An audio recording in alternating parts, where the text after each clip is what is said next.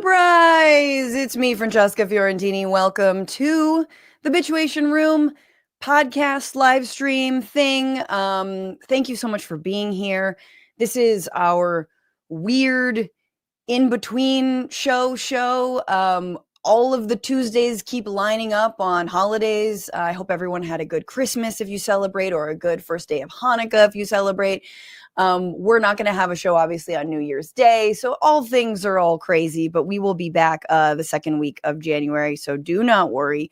But I wanted to actually just use this moment, because I got him, to talk to a one Cenk Uygur of the Young Turks, who I have worked with for many years now, and talk to him about his approach to a second Trump administration, what he has been doing in the media landscape. Really briefly, we're trying to keep this tight.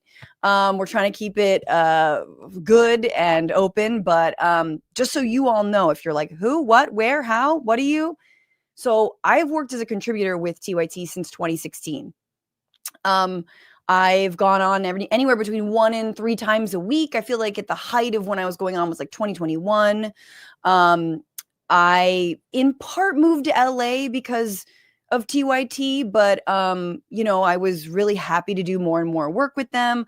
And I've loved going on their shows. And that's why I'm very concerned. Because as of late, there's been a different tack, especially from the main host and founder and head of TYT, Cenk. If you don't know Cenk, he founded TYT back in 2002.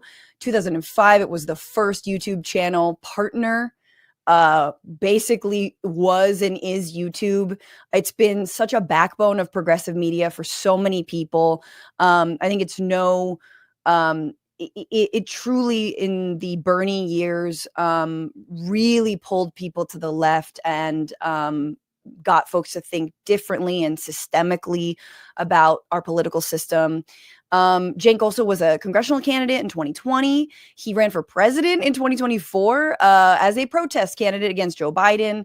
And lately, since Donald Trump has been reelected president, Cenk Uygur has been going on a number of shows, but particularly right-wing leaning shows. Patrick Bet-David, Tim Pool. His latest appearance was at the Turning Points conference with, of course, Charlie Kirk. And he has thoughts on why he's doing that, and I have thoughts on what he is doing. And so I wanted to hear them out and also express my feelings. But so here he is, Cenk Uygur, for as much as we can squeeze into this blessed hour. Welcome for the first time to the Bituation Room. Yeah. Oh, thanks for having me on, Franny. Appreciate it. And thanks for the intro. Yeah, man. I gotta say, it's not an understatement to say that I've lost sleep over what's been going on. That I've been really upset, angry, and like wounded, if that makes sense to you. I have also refrained from tweeting at you, Cenk. I've refrained from doing videos about you without your presence. I've refrained from misrepresenting you. But man, on the inside, it's been rough. So I do want to ask you, I feel like we are in the precipice of a really perilous time of true authoritarianism coming to the United States. And someone like you, who has been such a leader on the progressive left, has such a massive role to play in this moment as a stalwart of resistance, as so many of these centrists are kowtowing to the right. And then I see you on the same stages with, and in the same rooms with, the right-wingers who are mouthpieces of said authoritarianism. And I don't believe that you are actually pushing back instead. And I think there's a project here. You're trying to find points of agreement. So what are you doing, and why are you doing what you're doing? Yeah. So I appreciate that, that you're having me on, as opposed to talking about me and raging, etc., without actually getting into the full conversation. So look, first, let me acknowledge, Franny, that I get why people are concerned. So you've seen this pattern a number of times. So people think, oh, this is the beginning of the pattern. We know how that ends, right? So you see Dave Rubin go talk to Tucker Carlson once. You say, well, okay, he's defending our side or finding a point of agreement, whatever, right? But then next thing you know, he agrees with Tucker again and again and again and again. And then all of a sudden he's talking about how bad the left is and how, my favorite example about how the forest fires in California started because the fire departments allowed gay people to join. Right. Wild. Yeah. And Franny, we've seen this movie many times, and me especially as a Muslim, because Israel always finds collaborators and to come out and go, oh, look at this Muslim guy. He says Muslims are violent, and it is in their book, and it's all their fault, right? And one of those mouthpieces. So I understand, guys, that pattern exists, and so why people would be concerned the minute it seems like you're taking the first step there. But it is possible to not do that pattern, and we are not doing that pattern. And there's massive differences there, right? So they let go of all their positions. We've let go of none of our positions. And people think this is after the election. But apparently, as you know, I've been battling what I call the far left for years now. So I think that's a perfectly fine area of disagreement to have within a movement. I know that some people think, no, we're not allowed to disagree, and any disagreement is heresy, right? And that's a core thing that we'll probably discuss here today, right? That's one of the issues. And so now in terms of, so why am I doing it, or how did it come about? So how it came about is when I was doing that protest run against Biden, I went on all the shows I possibly could, left wing, right wing, etc. And on the right wing shows, I was expecting what I always get from right wing, which is, the Republicans are right and you guys are all evil and no points of agreement, just a bunch of robots, right? And what I started to see was they're not as robotic as we thought they were, right? And so there was like these flashes of like, wait, they actually genuinely hate Mitch McConnell. That's interesting. I know why. I know it's because Trump said he was bad, right? But at the same time, there's a second reason. And I know that a lot of people on the left don't believe it, but I'm here to tell you that I've seen it with my own eyes. There are actual populists in those right-wing hills, and they don't like the establishment. They hate the establishment. Now, they don't have the same opinions with us on social issues, cultural issues, etc. And then they genuinely hate war. Now, if Trump declares war on Panama and they all go along, then I was wrong. Okay? So we'll get to that too. And so more and more, and Charlie Kirk came on in the RNC, and this is the one that really threw me for a loop, and I couldn't believe it. He started talking about how bad BlackRock was and how private equity is buying up all the homes in America. And I'm like, that's what we think. That's what we say, right? And I couldn't believe that Charlie Kirk, of all people, was coming in our direction on that issue. And so I think their funding might have changed, to be honest. And so the right is not the monolith that we thought they are. And right now, since they've gotten past their robotic establishment, they're in a state of kind of chaos, a chaos that's not so bad, in my opinion. And you're seeing it today, like MAGA attacking Elon Musk and Vivek Ramaswamy. If they were a monolith and they were robots and they were a cult, that would never happen. Now, I happen to agree with Elon and Vivek on that issue. I was going to ask you, actually. Yeah, but first of all, hey, there I am agreeing with Elon and Vivek. Why? Because they agree with us on H-1B So this is about visas. HB1 visas and allowing high-skilled professional immigrant workers who work in tech to be allowed in. The MAGA base says that that's obviously immigration and they want to cut down on that. But Elon and Vivek, again, millionaire and the richest man on earth, want that.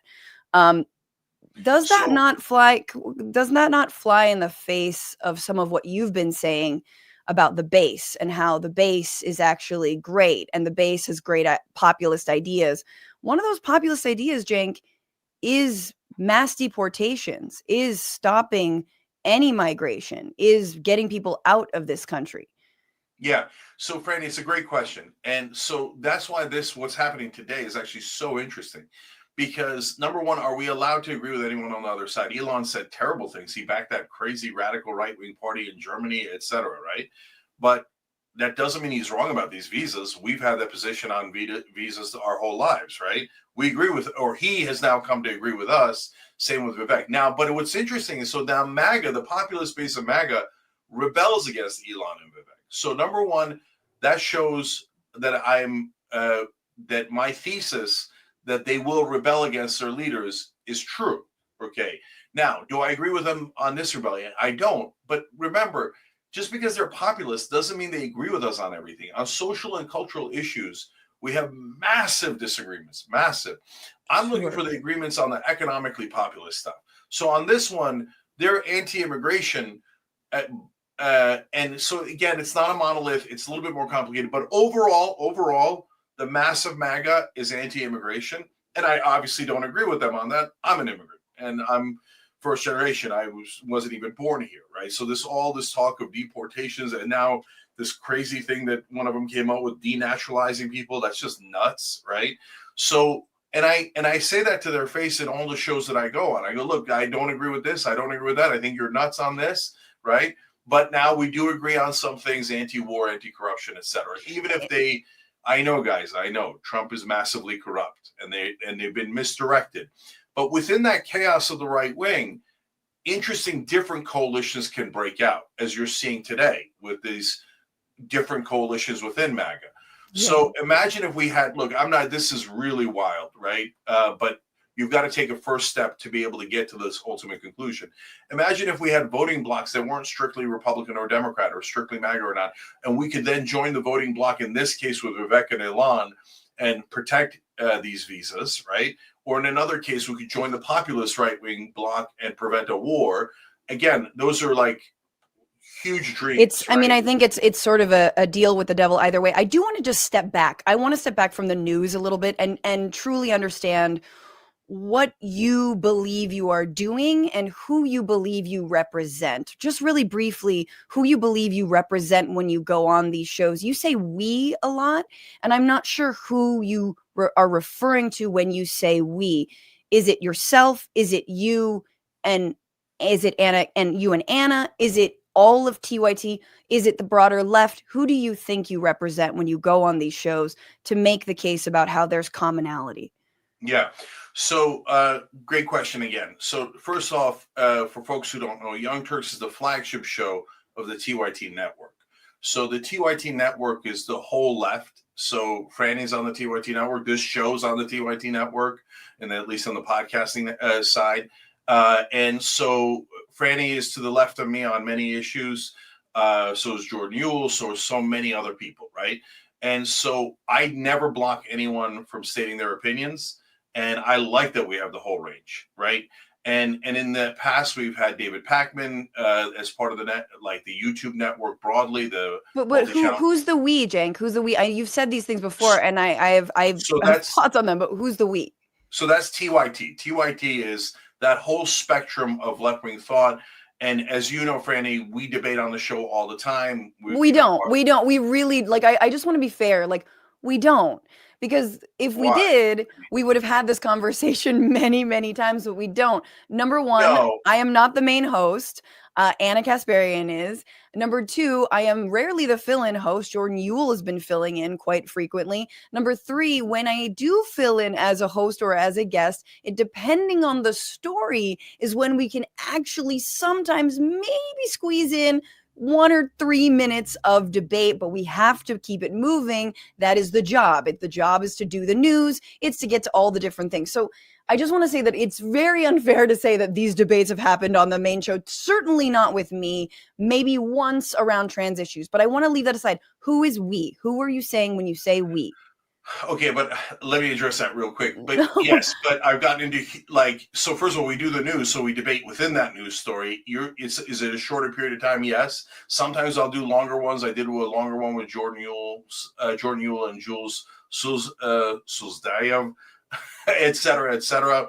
And here we are within the network, et cetera. So now that's TYT is the left in general. Young Turks is the flagship show. That's me and Anna. And so I would say that we, as in me and Anna, are maximum populist, but not maximum left, right? So I am maximum left on some issues, but not all issues. And so those are two different political spectrums. There's the left-right spectrum and the establishment populist spectrum. I mean, I now see Emma Vigeland defending the establishment, which is mind-blowing. Ari, I want to leave that aside, but I just want to, because I really want to talk about what you are doing and what you believe you are doing. And I want to just explain, by showing, and I want to ask you what you think the goal is of what you are doing. But here was a moment where you were on TPUSA's on Turning Point USA's conference, and Charlie Kirk, who is a Christian nationalist, he's an avowed Christian nationalist. TPUSA has had wildly racist and white supremacists associated with them, including inviting people like Nick Fuentes to speak. No matter what you think of his thoughts on BlackRock, here is him asking you about left media. And I gotta say, Cenk, this one sucked real hard for me. And you also, I think, have been using these opportunities to talk a lot about the left to the right. I think the left has some work to do in developing over-the-top media to be able to bypass the main networks. Yeah, so we have TYT as a giant network, but we have a lot of great progressive and populist shows that are not part of TYT that's in the left-wing ecosystem. I just want to stop and say I'm excited to hear which ones you like, given that you just sort of insulted Emma Vigeland just now. I'm curious which ones you actually do still support that aren't your own, but I'm going to keep going, Cenk. Hang on. So I don't think that that's the issue. I don't think that there isn't enough shows. I think that there's a couple others. One, on the right, you guys do a great job of coalescing. Okay, so you do a couple of things well. You work together well, and you're more welcoming, if I'm being honest. We're glad Cenk's here, right, everybody?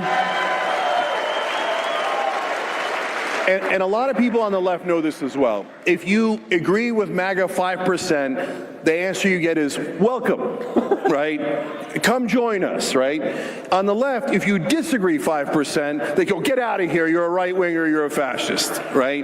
But if you push enough people out and you guys welcome enough people in, eventually you win the popular vote. That's what I warned them about, and that's what happened, right? Okay, so there you are, and Yeah, love it. Stick with 100% of what I just said there. I'm 100% right about that. So let's discuss. Yeah, let's discuss. You had your say there, and you've been saying various degrees of that same thing. And I gotta say, like, I watched this whole, I watched the whole clip, and it started off, and I was like, this is pretty good. This is good. Like, pretty good interview. I like that you're sitting down. It wasn't bad. This moment, like, truly a part of me died when I watched this. Wow, I can't believe that. Yeah. Oh, super. Just like shriveled up and died, floated away into the ocean. Here's what happens. Couple things. He asks you about left-wing media and why there isn't more left-wing media. Which already, as you are there, in the sort of kingdom of turning points, is like, that's such a dig. Like, why are you guys so weak is effectively what he's saying. And instead of pointing out the way that TPUSA has been bankrolled by Republican mega donors out of Chicago and many other places for years now, and talking about how the Daily Wire was funded by the Fracking brothers, the Wilkes brothers. Now they're fishing for new, investors, whatnot, but that there is so much money on the right. He handed this answer to you on a fucking platter, and all you said was, you know what? You guys are really good at being welcoming. People just like you. Cenk, they've got all the money. I didn't say people just what like are you me. talking about? That's effectively what you're good at coalescing. And here's my question to you about so that's just number one on the media, because that just stings because I'm in media. But on the 5%, if you disagree with MAGA 5%, they still welcome you. How did that work out for Liz Cheney? Yeah. So look, is there a part of MAGA that'll push you out? Of course. That's what we know MAGA for. When do they push you out, Cenk? When do they push you out? Largely when you disagree with Trump. Exactly. So listen, this is the thing that it's the unspoken thing that you're never saying, that ultimately it's all hunky-dory. Elon can tweet back at you. Vivek can listen to you. But if you defy Donald Trump, the God Emperor, you're kicked out of the castle. And no Yeah. one's defending Liz Cheney. Screw both their castle and the other castle. But Liz Cheney voted with Donald Trump 98% of the time. And just the 1% when she was like, hey, you know what? You can't do a coup on this country. And Adam Kinzinger, and they were gone. So miss me with this 5% BS, yo. So, all right, Franny, a whole bunch of things here. So, number one, you're right. That's definitely how Turning Point started. Daily Wire certainly started that way. I don't know what their current funding is, but they seem to have a lot more funding than any of us do. So, you're right, and I have said that in the past, and I probably should have put that in there in that particular appearance, and I will mention that, and that'll really grate on their nerves. But I've got no problems telling their audience, and I tell them all the time, no, you guys have way more money. And they're always shocked by that. And I'm like, because they're swimming in money and don't realize how much we're starving out here on the left, right? Sure. So, and I talked on Tim Pool's show about that, et cetera. Now, when it comes to the 5%, 95%, yeah, I hear you. So it's when you disagree with Trump, especially in the past, especially in the first term, et cetera, you're a goner, right? But they are pushing back even on Trump now. So, again, on things that we don't agree with, but on COVID, for example, they thought that Trump did too much COVID protections, et cetera. And there was, and this is really encouraging. When I talk about Team Miriam, Marco Rubio, Elise Stefanik, Mike Huckabee, and Mike Waltz. So those are the four that put in by the neocons put in by Miriam Adelson. In the old days, what I would have gotten, Franny, is no way, they're the greatest. They're not neocons. You're a liar. Trump picked them. Trump's the best. Now what I'm getting from the right-wing hosts, which is amazing, and let alone the base, they're all saying, yeah, I hear you. We got concerns about them.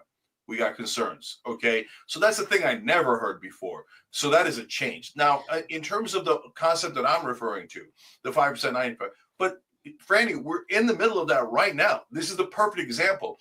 So I started the largest progressive network. I've given dozens of progressives opportunities they didn't have before. I started Just Democrats, et cetera, et cetera. The minute I disagree like 5% on trans issues or crime, everybody's like right wing, fascist, right wing. Almost every show is saying that. Almost every show. So you telling me that you don't push people out? You're pushing out the movement overall. At least the online left movement seems to be trying to push out the one network that has helped progressives more than any other network, and it's not in dispute. But my God, we have 5% disagreement. So tear it down. This is the destructive extreme left that I honestly, that portion. That kind of destructive attitude is poison. It's not just poison to us, it's poison to our chances of winning because we keep pushing people out. We keep pushing people out, and then all of a sudden we lost all the swing states and we lost the popular vote. I'm trying to get our side to wake up, snap out of our hypnosis of we hate, and we hate the right wing, and they're all white supremacists, and they're all racist, and they're all sexist, and we hate, and we never go in the room with them. We hate. What the hell happened to us? And no one's allowed to disagree. We're now authoritarian. No. Wait, Cenk, can I just clarify? I will never allow the left to be authoritarian, and this idea of just hating the other side is poison. You know what's so funny about you calling the left authoritarian is that you think the left has power. Like, I love that you think total nonsense. We are on the precipice of real authoritarianism and real fascism. And you believe that the online left are the authoritarians? I mean, I don't know how to tell you. You sound like Bill Maher and Nancy Pelosi had a kid, and it came out Cenk Uygur. And let me just ask you though. Let me just ask you. So what shows on the left do you like that aren't on the TYT network? Yeah. So I said, look, there's a lot of good popular shows on the left that I like, and it's because there are. So. Breaking Point's a good show. Kyle Kalinski's Secular Talk is a good show. He was against me going on MAGA. I haven't seen his video, but Kyle's been against us a couple of times. But I largely didn't hold a grudge on that. But wait, let me just stop you. First of all, you had a great conversation with Crystal Ball. I think she made some really good points to you I think it was on Breaking Points. Kyle has, I think, been very disturbed, especially by your appearance with Charlie Kirk. But what you just said there, they've been against us.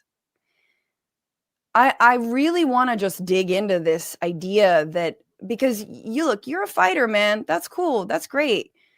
But like, you really do have a very I almost want to call it Bush-like, Cheney-like, you're with us or against us attitude. 100% wrong. But like, you just literally, I love that you're proving my point. But No, when I'm not. when I You're say proving this, my point. you Okay, truly so let me explain. you sound like people are either against you, but if they No. criticize you, they are not. And yet, here you are, Cenk, telling the entire right wing that all you want to do is break bread with them, that you want to debate with them, but afterward you want to go have a beer. Yes, I do. You want to have a beer with people who want to put people in mass deportation camps. They want to deport. You think we're going to get put in camps? You sound all right. Anyway, you think I sound crazy? They're starting with Chinese people. That's my fucking family, dog. Like, what are you talking about? That's such an excuse. Okay, they're going to start with Muslims. They're going to start with my people. Okay, if they start at all. So stop hiding behind vulnerable communities. I'm hiding behind vulnerable communities. Yes, you are. You're using them as standing in front of vulnerable communities, Cenk. No, you're what not. are you doing? What are you doing? I'm in front of vulnerable communities. I'm the most endangered, Franny. By tweeting at Elon Musk? Please, don't help me. Come on, Cenk. This is so sad. That's so sad. So let's take it down. Let's simmer down. No. Simmer down. I'm asking. Let me just ask you real honest to God. You already said 12 things that I need to respond to. Can I respond to them? No, I want to ask you this one question. No, of course not. Let's talk about you going on these shows. Just simmer down. Let me ask you one question. Imagine if Kamala Harris had won. Okay, she wins. She wins the popular vote. She wins obviously the Electoral College. Incredible, first female president, blah, blah, blah, all this stuff. And Tucker Carlson started making all these rounds on like really like progressive leftist shows, went on Kyle's show, went on my show. I'm like, who the hell?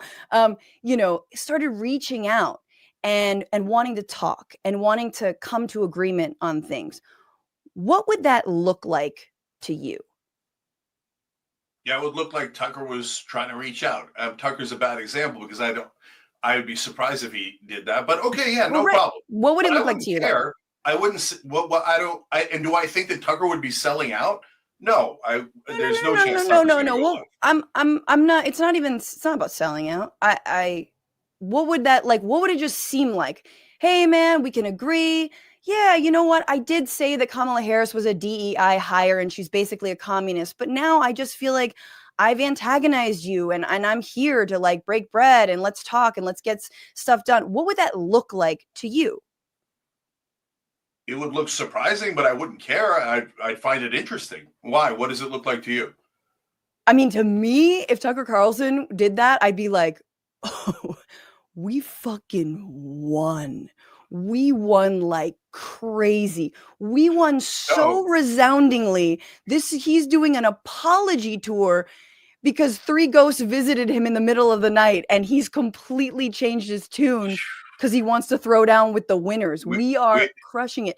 And I saw in that moment, you want me to play it for you? When Charlie Kirk goes, "We're glad Cenk's here, everybody." And that was the feeling that I think a lot of right-wingers have when they look at you, Cenk, where they're like, damn, yo, we crushed so hard. Even this guy is turning now. Yeah, except I'm not turning. I've said it 2,000 times. I'm just saying what it would look like. I'm just saying what it would look like. Keep saying it like it's true when it isn't remotely true. But okay, let me address it.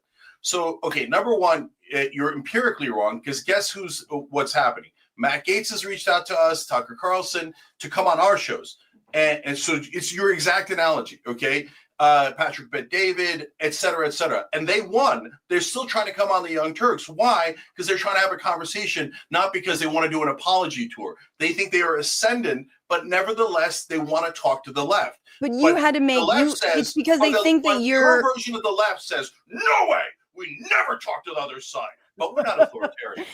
Jake, that's not true. We're not authoritarian. You're not allowed to disagree 1%, but we're not authoritarian. We have no power, so we're not authoritarian. So that's not how it works, Franny. And the establishment Democrats are also authoritarian. So what do they say? You must agree with Kamala Harris, otherwise that's it. You're a heretic and you'll be driven out from the party. You know that. The establishment Democrats have done that to us for the last 20 years. Don't tell me that there's no power on the left. There's tons of power on the left. And when the swarm comes, the left-wing swarm, oh, you'd like to be called a woman. You racist, fascist, transphobe. What? I'm not authoritarian. No, that is an authoritarian mindset.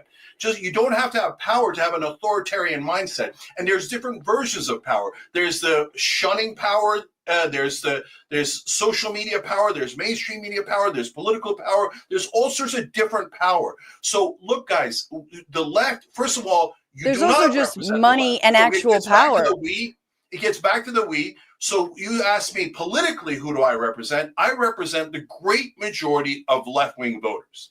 The great majority of left-wing voters are not pro-establishment. They get tricked by mainstream media into voting in that direction. It drives me absolutely nuts. But when you ask them about policies, they agree with us completely on policies, right?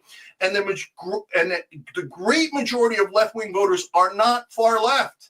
They think a woman should be called a woman. And I'm not saying that in some dismissive way. I'm in favor of trans rights. If you want to be called a birthing person, we love it. We got no problem with it. You be called a birthing person. But when you say no, we call everyone a birthing person. America hates it. Left-wing voters hate it. When you pretend there's no crime, left-wing voters hate it. So I'm standing up for the overwhelming majority of Democratic voters and left-wing voters. I hear what you're saying. I hear what you're saying. Authoritarian sides of the left saying you're not allowed to disagree with the establishment. You're not allowed to disagree with the extreme left. No, I am allowed. I am allowed. And, hang on. Wait, please. I don't want to lose the forest for the trees here, truly. And I hear what you're saying. I know it can feel online like a circular firing squad. I understand. Billion%. It happens every time. I know it does. So I come from movement backgrounds, right?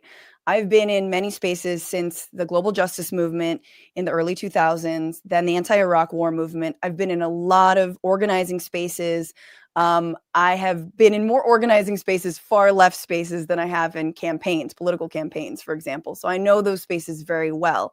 I know we can often over-police one another. I know we can tear each other's throats out. I absolutely concede that. I do agree with that. At this moment, sad to say, that's not the biggest fish we have to fry.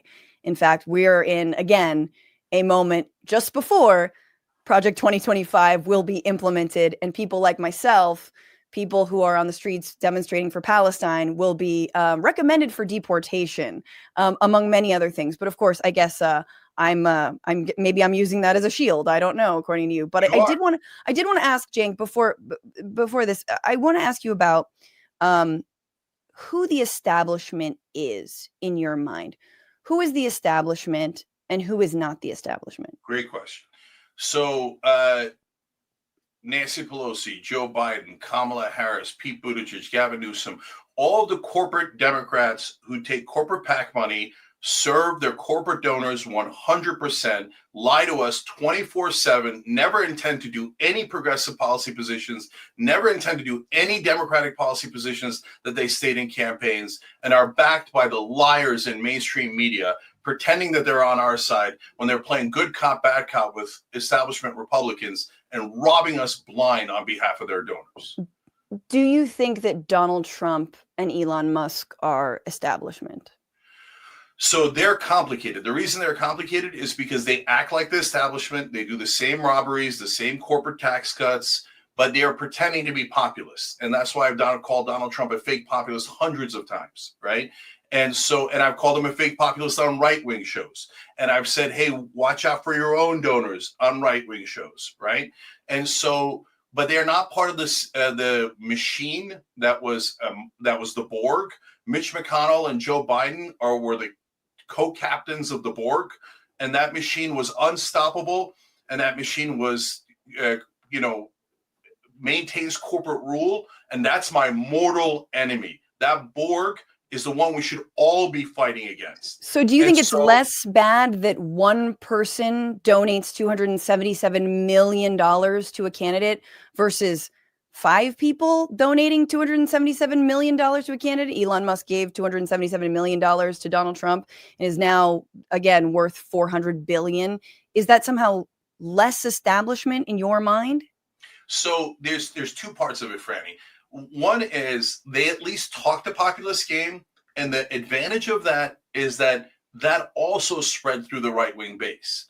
That, hey, them faking populism, remember, the people that are hearing that message don't realize it's fake, right? Mm-hmm. So they're talking anti-war, they're talking anti-corporate. You see Tucker Carlson talking anti-corporate. You see Steve Bannon saying we should increase corporate taxes. That doesn't mean Steve Bannon is an angel, but what it does mean, or anywhere near it, but what it does mean is that idea of populism and anti-establishment, et cetera, is spreading throughout the right wing. That is an amazing opportunity for us to actually coalesce on economic populism that they now believe in, even if their leader doesn't, right? So that's point one, and it's super important.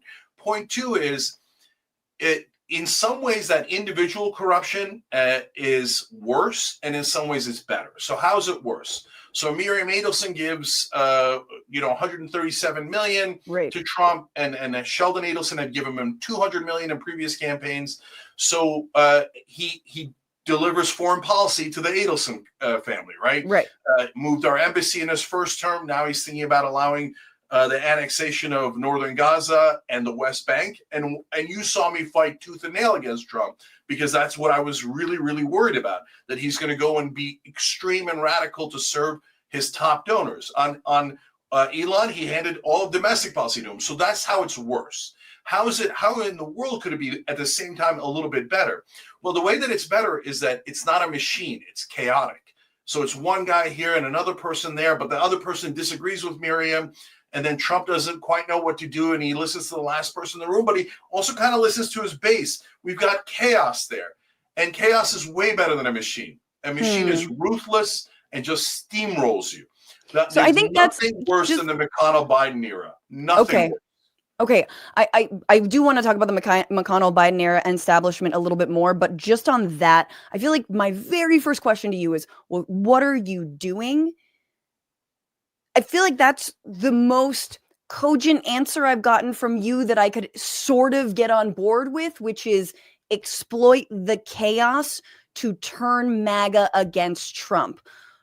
But even if you wanted to do that, I'm not sure you're achieving it through the kinds of interviews that you're doing and the way that you're playing to the right, especially when you go on those stages and hit the left more than you do the right. But I just want to leave that there. I accept the hey, let's plant the booby traps so that we can make them fall into them later, that kind of thing. That makes the most sense to me, even if I sort of strategically disagree with it. I want to talk about the establishment, though, and Mitch McConnell. So, for example, Mitch McConnell, who I am no fan on, obviously, believes that there should not be recess appointments for the Trump administration. Would you say that that is establishment, ergo you are anti that and anti-establishment? Mitch McConnell is against recess appointments. Yes. So that one's a super tough one, because sometimes the establishment will block something. Like if Bernie was president and he wanted to put in Stephanie Kelton as Treasury Secretary, I actually would disagree with that. But I put that as an example. The establishment would say no way, and they would block it with everything that they have. There is a scenario where I would say, Bernie, do a recess appointment, right? And so on the other hand, if Bernie came in and said, I don't care about advice and consent to the Senate, I'm just going to do everyone as a recess appointment, I would say, no, don't do that. Don't do that. That's not a good idea. Why? So because it's anti-democratic. Was that? Yeah. The core of sure. So, Franny, the core of the question is, when we talk about the system, what do we mean by the system? Because there's two different systems that people refer to, and then they conflate them. The system we want to protect is democracy, the Constitution, civil rights, etc. That's the system that we love and believe in. The system we do not want to protect and we want to fight against is donor money, establishment, protecting the status quo, protecting corporate rule. So separate those two things out, because the permanent system of the Constitution and democracy is great. The current system of corruption and establishment rule is horrible. Yeah. Do you understand that the right actually just conflates those two things? I think the left often conflates those two things too. Well, okay, so you would be in favor of Donald Trump doing recess appointments, or you wouldn't in this case? So if he's doing blanket recess appointments, I'm against it. I always think shoe on the other foot. That's why I brought up Bernie Sanders. In order to be fair, hey, how would I feel if it was the other way around? If he does one or two, I understand it as a matter of philosophy. Okay. But if he does a recess appointment, I'm very likely to be against that particular person, like a Kash Patel or Pete Hegseth. He's going to do recess appointments on the most radical culture warrior stuff that I hate. I hate when the right does culture war stuff. I don't love it when the left does it, but I certainly hate it when the right does it. And so I'm worried about his recess appointments because of the people, the specific people that he's likely to do them with. One of those things also in terms of this establishment and anti-establishment sort of framework that you're using is also Project 2025 and Russell Vought, who he just appointed to be the head of the Office of Management and Budget. Russell Vought would like to fire federal workers, replace them with loyalists. He also wants to use the military to target political dissidents. This is all obviously in Project 2025 that he helped to author. Exactly. Is that establishment or anti-establishment? There's nothing more anti-establishment than firing a bunch of federal workers. Do you believe that that's a populist thing to do? No, it's fake populism. And so it's so alluring to the MAGA base because they feel like, oh, we're fighting against the government, right? But what I'm trying to get them to understand is, like, you guys, they think that the government is a blanket bad thing. And so the story I often tell on these shows is the one that Matt Stoller does, great progressive, done great anti-monopoly work in the Senate, et cetera, which is, hey, what size pipe should I get? And people always ask, and that's why Matt does it this way. Well, what job are you doing? It depends. And that's exactly the point that I make to these right wingers. Do we want big government or little government? Well, it depends, right? Are we invading Iraq? Then I want smaller government, right? Are we going to invade doctors' offices and get between a woman and a doctor? Then I want smaller government, right? But if we're going to protect the average American from the bankers, then I want a little bit larger government. I don't want to defund the police on Wall Street, right? So I explain that, hey, if you fire people that are at the IRS, guess who's it's going to help the most? The very rich who cheat on their taxes. But they all want to audit the Pentagon, which the IRS doesn't do. But it's very interesting that, you got everyone to cheer auditing the Pentagon. But of course, the idea of auditing billionaires, the Republicans are absolutely against that because they've been trying to defund the IRS. Exactly. Right. And remember, again, there's different layers of right wing now. There's their leaders who are almost, uniformly full of crap. Then there's, a middle bureaucracy, and then there's the voters. And the voters, and Franny, you don't have to trust me on this because those MAGA guys, they will tell you exactly what they think. They're not holding anything back. They have no need to lie to you. Yeah, they've been telling us for many, many years. Yeah. So they're also not lying when they say they're anti-war, anti-corruption. They might have been misdirected, but they're not lying. So what I'm trying to get them to see is firing the federal workers is not the answer. Yeah. Cutting the Pentagon is part of the answer. Yeah. And so when they say yes to cutting the Pentagon, they're not lying. The MAGA voters actually want to cut the Pentagon. What do you think? Do it is a completely different question. And so one more thing that's super important, though, it's not a booby trap, Franny. I understand what you're saying, and that's one way to frame it. But in my mind, when you have people who actually agree, you're not tricking them. You're just getting them to see, guys, you wanted to cut the Pentagon, but look, your leaders didn't cut the Pentagon. So do you see how they led you astray? Right? I'm actually getting them to I'm just showing them that their leaders are not doing the things that they promised. On the other hand, sometimes Trump responds to his base. So if that base gets angry enough and says, hey, let's cut the Pentagon, maybe Trump does cut the Pentagon, where Biden never would, McConnell never would. In the Biden-McConnell era, the Pentagon's only going to get increased forever and ever and ever. Corruption is always going to increase forever and ever and ever. I mean, wait, just on this. An advantage for us is that he likes to be popular. He just doesn't know how. Sure. So I just really want to, just drill down on a couple of those things. And then there's a lot to talk about, and I don't want to take too much of your time, but just on this new MAGA, old MAGA thing. I've heard you say new MAGA as you talk about anti-corruption, anti-war. Cenk, they were like that in 2016, man. I mean, let's be honest. The reason Donald Trump just destroyed the Republican primary was absolutely being an outsider, right? And sort of purported seemingly anti-establishment, even though, he's a billionaire, part of the elite.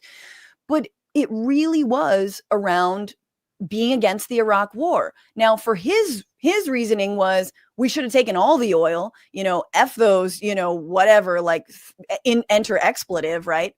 Which I think gets to another point.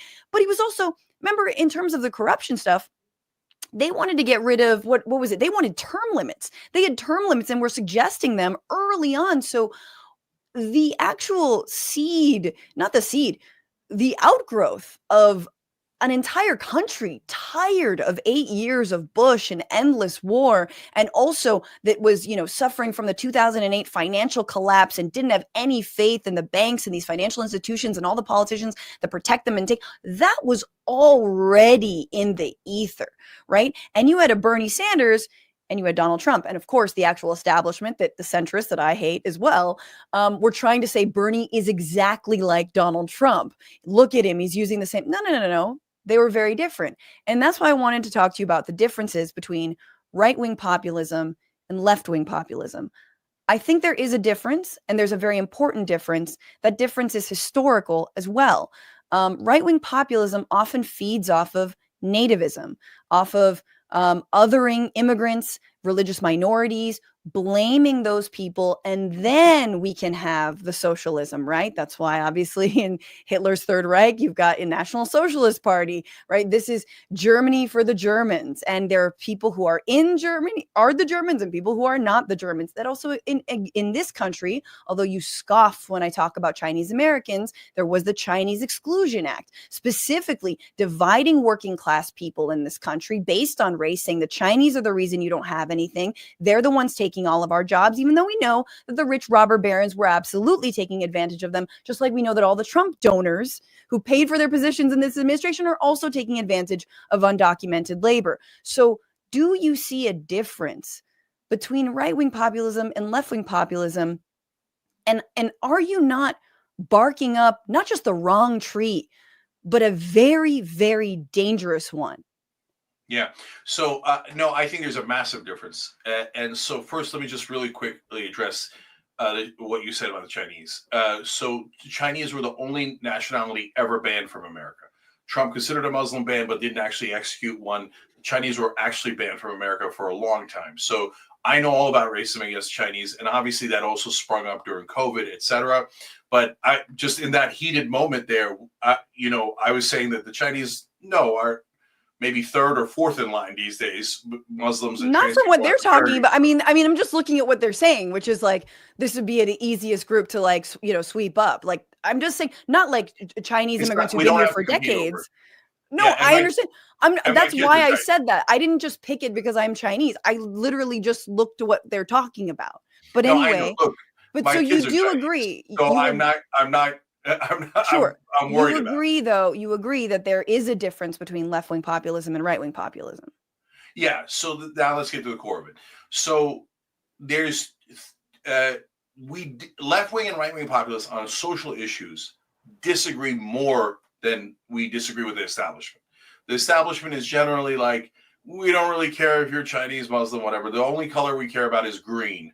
As long as we let us rob you from here to eternity, I'm good with it. We'll allow, Peruvians to rob you, Jews, Muslims, Christians, everybody can rob you, right? And so... And the establishment is, again, just Biden, Kamala Harris. McConnell, everyone who takes corporate donations and serves corporate donors, okay? But not Donald Trump, because he doesn't take corporate, except for all the corporate money he's taking. But he's different. Okay, keep going. Okay. Wait, I'm just trying to understand who the establishment is and isn't. Back money. I mean, how many times can I call him a fake populist before you believe me? Okay, so the establishment is better on social and cultural issues than the populist right is. So that's why, this is not, you can't make blanket things like, in my opinion, never talk to them. They're all racist, etc. Or I never said that. I never said know, not to talk to them. I never hold said that.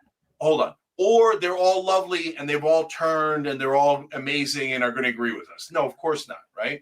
So, but on economic issues, we agree a lot more, way more. And that's super important. And so, and you know what it is, Franny? They're using the culture wars, in my opinion, to create a wedge between us. That's why they're called wedge issues, to get us to hate one another instead of realizing that the problem isn't to our left or right. It's up, look up. The problem is up, Sure. right? And so but right-wing populists on that nativist strand that they have, which is real, yes, it's scary and it's super wrong-headed, and it does put us in the line of fire. So when Steve Bannon, he says both of those things. He says tax the rich, increase tax on corporations, and then he says my favorite book is Camp of the Saints, where the hero murders all the immigrants that are coming into France, right? So virulently anti-immigrant, right? And so I don't want to empower the Steve Bannons of the world and the Ann Coulters of the world to do their crazy stuff, right? That is anti-immigrant, anti-my family, anti-me, anti all the people we care about, the American people, the left, everyone, right? But we get to fight them on that, Franny. We don't have to say like blanket Steve Bannon is great, Charlie Kirk's great. No, and I've been so clear about this. So you think you've been fighting? You think you've been fighting them? Oh, on the issues we disagree on, hell yeah. And so I got into a fight in trigonometry over in that show over trans girls in high school sports. And they're outraged by it. And they're like, oh, what if your daughter comes in second place in cross country? I'm like, who gives a crap, right? What are you guys are going to check the genitalia of millions of kids because you're on this like transphobic like mania, right? Just settle down. These are culture wars. They're dividing us. Stop letting them divide us. I think one thing that's really hard, and this is just in general, like we can talk about trans issues. I actually want to play a clip from your Turning Points conference, but I do just think that one of the biggest issues for me that is not, it's not hypothetical. It's very real, which is the right to an abortion. And that is one thing that I think a lot of the so-called right-wing populists don't really give a shit about, especially not the mouthpieces of Donald Trump. They don't care that women are bleeding out from miscarriages and dying, going into septic shock. They don't care that they're being turned away from hospitals, that, their life or death is dependent on a bureaucracy right now. That seems like a difficult thing to find a so-called middle ground on. And I feel like we're just sort of ending up with this hypothetical discussion rather than talking about the actual people who are dying literally right now as I speak. So, Franny, number one, you can't find a middle ground on everything. My idea isn't that we're magically going to kumbaya on every issue. That's crazy, right? Okay. So that's why I keep saying thousands of times, when we disagree, we fight. And the good news is, but I don't want to get a beer with someone who thinks that I should, go into septic shock instead of be attended by a physician. Yeah. So I know that this is the thought that's breaking a lot of people's minds, but you should. So please let me explain why. Okay. So it's so easy for both sides to say, no, that their way of thinking is so antithetical to what we think, so wrong, that I will never have a beer with them. I will never talk to them. And every time I see them, I'm going to say racist or sexist or some sort of charge to show my moral superiority. But hold on. Remember, they think their radical right is saying the same exact thing to them, to Patrick Bet-David, to Charlie Kirk, to everyone who hosts me. They're like, Cenk called us fascist. Cenk believes trans girls should be allowed to compete in high school sports. And Cenk is a radical on this, and Cenk is a radical, and he thinks he's a Muslim, and he's this, and he's that, etc. So they say, don't have a beer with him. Don't talk to him, right? So, but that's exactly how we get siloed. And instead of having conversations and realizing, yes, we massively disagree on 60, maybe 80% of issues, but for Christ's sake, on some of the most important issues, that 20 to 40% where we agree on economic populism, we never get to an agreement, and then the establishment laughs their ass off at us. Sure, but Cenk, because we got them to hate each other. If your 5% of disagreement with me is I don't believe you should have equal rights under medical law, I fuck you. You know what I'm saying? Like wait, hang on. It's not fuck you. It's I'll see you when I beat you. Do you know what I'm saying? And this is to me what left-wing populism is about. This is what Bernie was so good at doing. He would never throw anyone under the bus. He would always remember black, white, gay, straight, Muslim, Jewish. Like he kept on going, and he'd be like, when's he going to finish this laundry list of people he wants to bring on board to the political revolution? And it was brilliant, and he never forgot to do it. And he never caped to the right or the right-wing framing. He said, yes, he might work with Trump on some labor stuff. Did Trump want to do that shit? Of course he didn't, right? Did Trump vetoed a bill that he finally got passed to not sell Saudi Arabia weapons when he finally reached across the aisle. Everything you're talking about, it's all fine, but we're like little insects bumping up in a fucking diorama because at the top is goddamn Trump. And if you don't kiss that ring, then you're absolutely nothing. And so to me, I'm like, I will beat the right, but I will win back these voters, but I will win them back with ideas, with plans, with real policy. And yes, of course, with making our movements and the left welcoming and absolutely doing all of the things that, to be honest, the right doesn't do, because you are absolutely off your shit if you think that the right and left are equally hateful. And that's what I'm hearing from you, that you think that somehow the left and the right, they both hate equally. Both of them want to intern people. Both of them believe that some people don't deserve rights. And I want to play this because this was a very awkward moment. Franny, I'm a stand-up comedian. Things that are wrong. No, Bernie agrees with my positions 100%. Wait, so who? What you described about Bernie is exactly me. And so that's why I'm like, what Bernie has the same positions as me, the same idea, the same framing. In fact, he's agreed with Elon Musk on cutting the Pentagon in the exact same way that I have.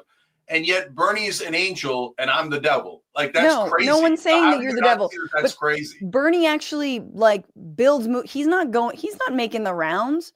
He's not making the rounds and not pushing back. He's not pushing back. He published an op-ed in Fox News today. He makes the rounds exactly like I do. That's exactly like I do. Good. No, I think that's important. But honestly, Cenk, file your nails or something, because this was not good. This was not a good look during that conference. I want to ask you guys something. Do you believe that trans Americans should have the same constitutional rights as all Americans to employment, health care, and housing? Constitutional rights. Okay. Cenk, I'm a stand-up comic, so I listen to crowds regularly. I know when they are booing, groaning, or in this case, there is a whistle of disapproval, and I know when they are cheering. Now, let's play it again. They're not on board with trans people having the same constitutional rights. I want to ask you guys something. Do you believe that trans Americans should have the same constitutional rights as all Americans to employment, health care, and housing? Constitutional rights. Do you want me to translate? You got maybe like a sixth of the audience. There's a couple people clapping very, very. No? Okay. And then Franny, let's break it down. This is the best. Wait, this is the best part. You got to keep watching, because it's the best that not only you get hung out to dry on this, can we all agree, shtick that you're on, and they don't meet you. God, and then Charlie meets you with this constitutional right to housing. Wait, I love it. Well, there is no constitutional right to housing. So then he goes wait a minute, not only don't I not agree with you on the trans people, because he never answered it. He's like, actually, fuck your right to housing anyway. And I know that's not even what the Constitution says. It's just equal protection around housing, right? It doesn't say you have a right to housing. I wish it did. But it's just amazing to me. Do you see? And you look at him and there's a moment you're just kind of there's just this moment, and it's just what are we doing, Jake? What's going on here? See, this is a great example. you're being so unbelievably unfair about that interaction. The reason I did that, Franny, and I knew I was taking a big risk. You were. Is because I wanted to try to get some of them because I've done it on other right-wing shows and it worked really well. It didn't work really well this time. That's why it was a risk. But I challenged them on how trans people are like every American and they should have constitutional rights. Well, let's watch a little bit. Let's watch whether you did it. Let's watch whether you did it. Did you do it or not? Let me finish, Franny. Did you do it or not? Important, and you're totally smearing me on a thing that is crazy. I'm playing you the clip. I'm not smearing you. I'm literally playing the clip. Cenk, I'm playing the clip. Will you let me talk? I said I had the courage to challenge them on constitutional rights for trans people. You asked me to have the courage to challenge them. I did, and now you're attacking me for it. No, I'm not. I'm not attacking. I'm not attacking you for it. I'm saying you have characterized this. Look at this. They didn't agree with you. No. I'm saying you're trying to get them to agree to constitutional rights. That's exactly what we should do. We should say trans people are just like every American citizens and they should have constitutional rights. I go and have the courage to challenge that audience to that, and then you want to make fun of it? Like I'm saying agree with you. What do you want? Do you want me to challenge them or do you not want me to challenge them? Make up your mind. It was a big swing. You agreed that it was a little bit of a miss. And I think, by the way, you're not exactly right about that either. So I was in the room. 2/3 of them cheered. 1/3 of them clearly did not, and groaned and cheered. The people who were cheering were not mic'd properly. I understand. Look. It was a swing. It's good you asked, but I didn't think that you really had like a save for that, because I think you were like you actually gave them credit for the few people that agreed. And meanwhile, Cenk, you have so much disdain for our side. If I say, hey, I believe trans people should play in sports, you have so much disdain. You get so mad. But here you are, and here is what you say. Constitutional right to housing.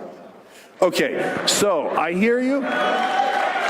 What I got out of that, guys, I'm just trying to be the interpreter. Yeah. No, there was a lot of applause and there was some consternation, right? I'll take it. It's a start. It's a start. So guys, when we can even disagree about what's constitutional, Second Amendment, housing, etc. But just let's treat everyone as Americans. And I say that to the right and I say it to the left. For sure. Okay, so when's the last time they heard that message? Never. Thank you for I guess thank you, but you have so much grace for people who really were groaning and not on board with what you said. When did I say I have grace for that? I mean, no, you said it right there. You said, hey, I'll take it. And it was like, this is what we got to do. 2/3 of the room said, yay, trans constitutional rights. When's the last time 2/3 of AmFest cheered for constitutional rights? Why do you not extend the same grace to so-called radical leftists? I'm really glad we're back to this, Franny, because this is important. And we mentioned in the beginning, and I wanted to come back to it. So having grace for the left, I run the network, and everybody gets to have their own opinion. Everybody gets to fight me. Everybody gets to state their own opinion without any editorial control. First of all, you do go ballistic on them like you went ballistic on me earlier. Yeah, you do get, and you you always say you're wrong. Yeah, you want me to do that? I can do it. You're wrong. You're an idiot. You're wrong. We can do it. We know what you do when you disagree. It's not. It's not. I'll take it. Hold on. This is super important for the audience to know. But so we fight, right? When we disagree, I say you're wrong, you say I'm wrong. Very rarely. Is there any consequences afterwards? Do I then threaten your job? Do I take people off the air? I mean, I barely have a job with y'all, but look, first of all, we rarely ever, back to what I'm saying, Cenk, who's your main co-host?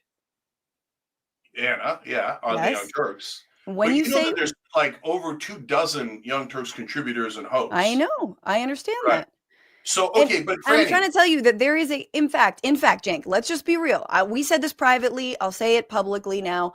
About a year ago, around the time of the trans stuff, and the trans sports stuff, you said to me, hey, Francesca, just so you know, and I don't think it's not a secret, but you didn't tell the audience. It was like, hey, just, like TYT main show is kind of like mainstream progressives. Like that's sort of what we want to be.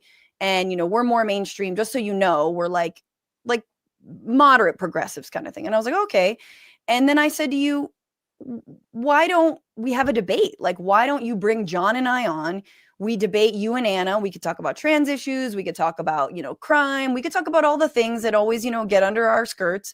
Like, we could talk about that stuff. And that was like, you didn't seem that very excited about that. Franny, that is a crazy standard. So first of all, no, I'm just being honest, to say, like, we've Franny, never had that space.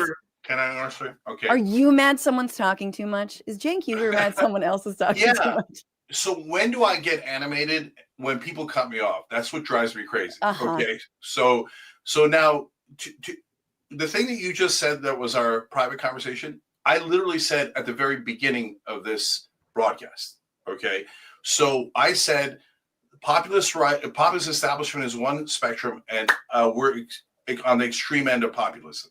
Left-right spectrum is different, and we're not on the extreme of the left. I said we're kind of in the middle, not the moderate BS that the mainstream media does, right? Oh, Joe Manchin is moderate. No, he's not. Joe Biden and Mitch McConnell are moderate. No, they're not. They're radical corporatists, okay? They've perverted the word, okay? So, but am I in the center of the left? Yes, I'm in the center of the left, and so is Anna. So, like, people catch feelings over that, but the polling shows it, elections show it, everything shows we're in the center of the left. And I'm proud to be there. I don't want to be on the far left. But I don't block anyone from being on the far left. And we've had thousands of conversations. And the reason why I'm saying your standard is unfair is you're saying you and John were not involved in those debates, but I've had those debates on air, and I'll have more. I don't care. I'm not shy about it at all. Do I look shy about debating or discussing? So if you want to have another one on the Young Turks, me and you at the 5 o'clock hour or whatever it might be, because 3 to 5. So I'm saying Pacific time. Everybody knows Monday through Friday, 6 to 8 p.m. Eastern, we do the show. And that's a news show. So we go through the news items, right? But now sometimes what we're doing is at 5 o'clock, we're having guests on for longer conversations. So if more progressives that are on the just as populist as us or somewhere else on the populist spectrum, but to the left of us on that spectrum want to come on, great. I believe in my opinions 100%. I'm here to defend it. That's why I'm on this show. So, but what gets me animated is when others say, no, Cenk, you are not allowed to have that opinion. I give everybody the space to have their own opinion, and I run the network. But Cenk, even though you run the network, even if you didn't run the network, you're not allowed to have that opinion, because that opinion aids and abets racist, sexist, whatever excuse we're using. But you're not allowed to have it. That's an immoral opinion, and you're not. And no, I do not agree to that. I've been an example for the last hour of trying to hear you out on your opinion on all of this, and I feel like I've gotten. When the converse happens, and I explain that I think that there's a fine line between being anti-establishment and fascistic. There is a fine line between being populist and pro-authoritarian. That so many throughout history, authoritarians, Mussolini, have been massive populists. They were loved and liked so long as certain groups of people weren't included in that populism. And I think there's a better way to do populism. And so okay, you tell me, Franny, what's your genius idea for how to win the voters back without ever talking to them? Well, here's my genius idea. Let's just say, okay, just imagine you had the biggest YouTube channel for, progressive media. Just imagine you had that. And you had a massive failure in the Democratic establishment. Kamala Harris gets her ass handed to her. Biden didn't drop out. And people are scrambling. They're running like, rats off a sinking ship from MSNBC, from Pod Save America, and all these Beltway bros that lied to them about the Democratic Party having this in the bag, knowing what they were doing, that never talked about capitalism, that never talked about corporate donors, that never talked about any of that stuff. And I would love, if I had a network, to be the place where people from the center left or liberals, the wicked liberals, to come over and say, hey, let's think systematically about this. Let's think long-term about this. Let's think about political revolution. Let's think about getting serious about the 99% against the 1%. That's what I would do. That's exactly what I'm doing. So you're welcome. I explained exactly. I don't. Hold on, let me answer. I don't see you doing that.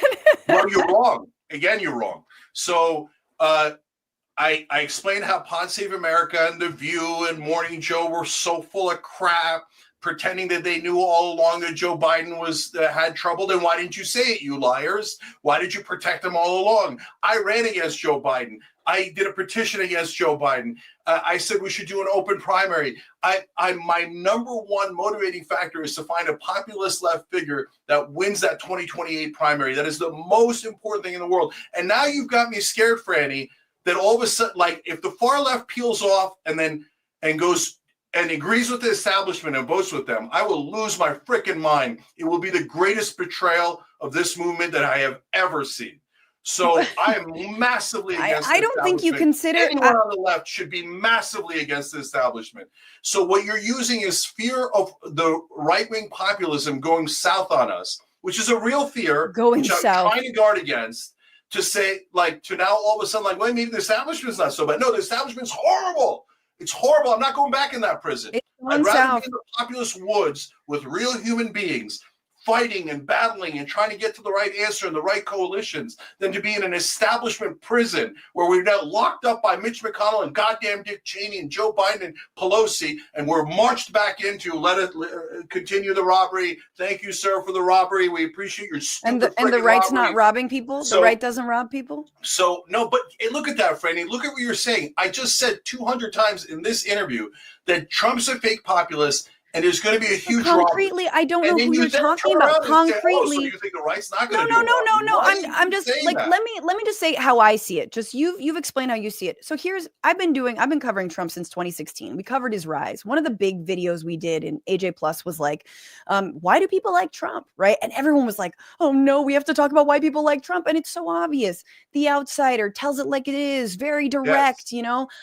Not afraid to upset, the normal establishment order of like, you gotta be a politician, you gotta be this. Of course, there's a million. He's kind of funny. There's a million reasons. And right. And there's a million reasons why people like him. And yet, obviously, there is a massive danger. My brain just made the biggest fart noise on me, and I do not remember exactly what I was saying. But that's okay. So you'll remember. No. Yeah. You're right. Keep you say something. Yeah. So Franny, look, it's when I talk about people attacking us, I want to be clear about this because it's really important. Okay, wait. You say really quickly. Yeah, I remembered. My analysis has always been Donald Trump is a great brand master as an outsider, but he's a Trojan horse.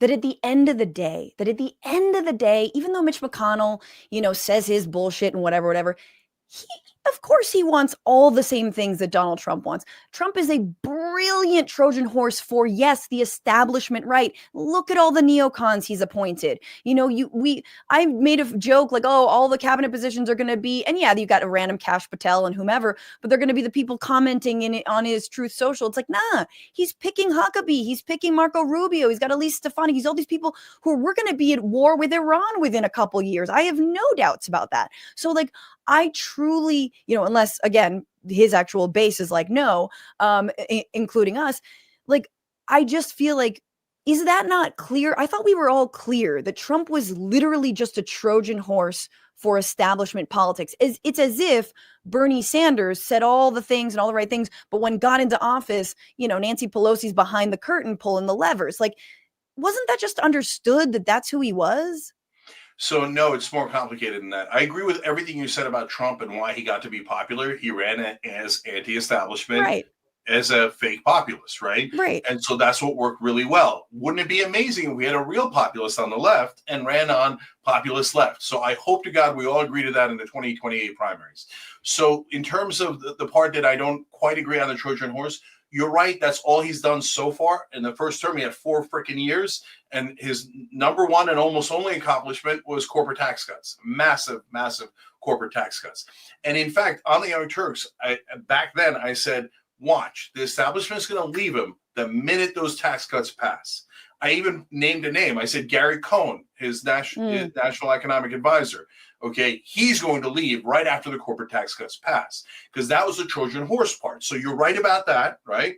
But Trump is uncontrollable. So that's why that's why the Mitch McConnell and the establishment fights against Trump during the primaries. They didn't want him because they want people that can be controlled. Trump is uncontrollable both in terrible ways and maybe potentially ways that could be positive. And that is why the establishment is scared to death of him, is because they're like, well, what if he does things that are populist in the right direction? No, right? Now, he hasn't yet, right? So, and the policy that you just mentioned, Franny, that's the one where the rubber hits the road. And so I am so curious what's going to happen.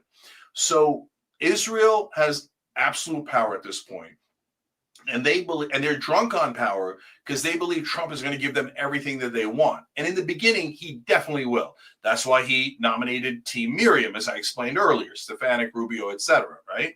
And so those guys will be our neocons. They will push for us to fund Israel's wars from here to eternity. If I am wrong, then there'll never be any pushback from the right-wing populists, the MAGA base, and they'll be like, oh, send all of our money to Israel, start more wars. Maybe we should fight the wars for Israel. And then I'll come on your show and go on the Young Turks and say, guys, I was wrong. No, it turns out the right-wing populists, they weren't anti-war. They were just cultists, right? Or I'll be right, and some portion of that base will go, no, we're sick of funding Israel's wars. Not that they care about Muslims. I mean, Tucker's a good example of it. He turned on the Iraq war a year into the war, and he explained on a radio show, he's like, because these Iraqi Arab Muslims are monkeys, and I don't care about them. So he doesn't do it with good intent or anything positive in his heart, but they genuinely want to get the hell out of wars, right? Yes. So if I'm right, when Trump pushes too far on Israel, they're going to push back. I think so. That's a great mystery. I want to see with our own eyes. Yes, and I want to say, for the record, I'm not against. Here's what I'm not against: bringing those people into the fold of a broad progressive coalition that includes everyone. So and does. However, if those folks are also like, yeah, because there's already too many Muslims here, right, guys? That's something that I have a line around, but that's not to say, especially if it's some random uninformed voter who's just like racist by, just sort of not genetically, but like their dad was a racist, so they are a little bit, whatever. Like those people, those people can be worked on. I do think for me, this is what a broad coalition looks like, but there are lines, and that line for me is respecting human rights and civil rights of your fellow Americans, which I think you're trying to get to. But I do want to ask, we all hate Mika Brzezinski and Joe Scarborough, but like in practice, is what you're doing that different from, like, if you were to get invited to Mar-a-Lago, Cenk, wouldn't you go? Oh, I would definitely go. And so, okay, so to open lines of discussion. Yeah, so good question. So let me address it. So Mika and Joe were very clear. They said we went down there because we're scared, and they wanted to court power and get access again. So to me, what is that about? That's about their ego. That's about their career. That's about their money, etc. For me, why would I go to Mar-a-Lago? Well, I'm not going to ask for any money. I never do. I don't. That's not what I do. And I don't care about their positions. I don't want to be in the Trump administration. I don't care about any of that. What do I care about? I care about policy. So I believe that if I'm in a room with Trump, I can convince him on at least one policy. Okay. And I know no one believes that, but just put me in a room with him. Okay. And I'm not going to walk out of and if he says no to the policy, right, then I'm gone. And I gave it my best shot and it didn't work. Okay. But at least I tried. At least I tried really hard to move that ship in the right direction. Remember, Trump likes to be popular. So that is a place where you could show him, hey, look at these populist positions, economically populist positions, which are overwhelmingly popular. Do that. So a good example is cut the Pentagon instead of cutting Medicare, right? And So what do you now, think the probability? I wanted to ask you a question. What do you think under Doge? What is the probability that the Pentagon is cut versus what every single Republican ultimately wants, and that's why this guy is their Trojan horse, cutting Social Security, Medicare, Medicaid? Like, what's the probability they actually cut the Pentagon instead? I'm giving it a 4% chance on Polymarket. We should do a bet on there. Let's do a bet. So no, I've got it at 20%. So not very high, but higher than what you got it at. 20% that they cut the Pentagon. So 80% that they won't. But now there's a fighter's chance that they do. In what is comparison, the chance that they like try to cut Medicare or Social? Hold Yeah. on. What is the chance that they try to cut Medicare or Social Security? 60%. So that's still much more likely, right? Yes. And I've started to see And by the way, here's another reason to communicate. I now am seeing right-wing hosts talking about cutting Social Security. So they're coming for Social Security. I see them talking about arresting 2 people. So they, the 2 that they're most obsessed with, Fauci and Liz Cheney. Yeah. So that's real, and we got to stop that. I hate Liz Cheney, but you don't arrest her because you don't like her. That's not a thing. And in fact, I had a huge battle with Vinny, who's a right-wing populist that I agree with some issues on, but a huge battle on that on Patrick Bet-David's show last time. I'm like, brother, you need a crime to arrest people. She hurt my feelings is not a crime, right? She disagreed with Trump is not a crime. I mean, right? it is now. I mean, Kash Patel, if you are a journalist or a pundit going on MSNBC and you say something about Kash Patel, he's going to send you a defamation letter of defamation, whatever, a threat to sue him. And that's what's happening. I actually, and I do, here's lastly, do you have a second, a little bit more? Yeah, and I want to say one last thing too, but go ahead, Franny. Okay, I just want to, because this, I think, was another moment on Patrick Bet-David's show that stung, and I appreciate that you got into it with Vinny. I'm not discrediting that. Again, I'm not saying all of these appearances have been 100% awful. I just feel there have been moments where you throw the left under the bus more than you push back on the right. And I you might disagree with the characterization. That's how I feel. This part stung for me. Why do you think they're losing these names? Yeah, so everything's a little bit different. And he's talking about like the Tulsi Gabbards and RFK Jr. and why the Democrats have lost those names. Yeah. Ooh. Person's different. So Tulsi, I think, was always secretly a right-winger, but Bobby Kennedy Jr. was not. He was definitely a Democrat, right? And so he's a decent example. So Bobby has opinions that a lot of people on the left don't agree with, right? To which I say something revolutionary to the left. So what? Okay, he agrees with us on the environment. He agrees with us on housing, on anti-corruption. He doesn't agree with us on vaccines, fluoride, et cetera, right? Okay, I stopped it there because you talked about, giving him a fair shot in the primaries, which I actually agree with you about. However, I take issue with, so what? My daughter's 2. She's going to be going to preschool, then to kindergarten, then obviously in public school. So what for childhood vaccinations is truly whether or not my community and my family are safe or not. Having RFK Jr. as the head of the HHS is wildly dangerous. And it's not a culture war issue, Cenk.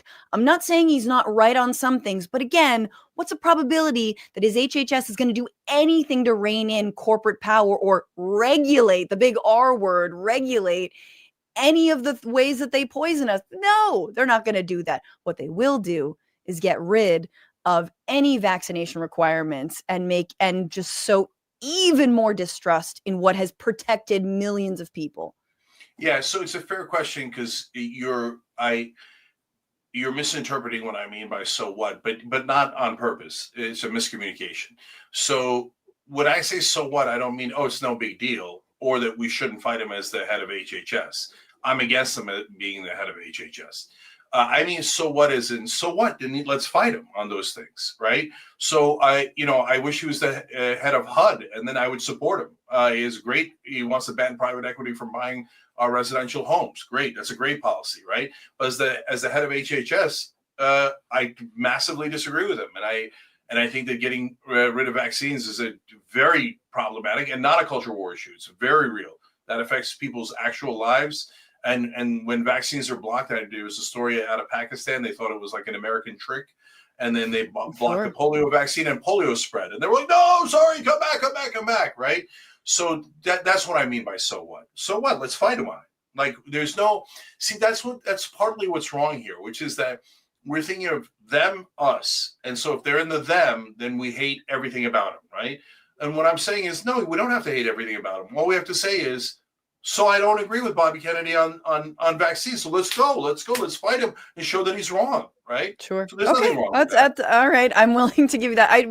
As we wrap, I do want to ask, do you think about how what you're doing reflects on TYT as a whole or on individual hosts at all? I personally feel implicated by a strategy that I do disagree with. Or do you think, well, I'm doing the right thing, so everything I do should reflect beautifully on everyone who works at TYT? See, this is a way of getting me like saying, Cenk, you're out of bounds.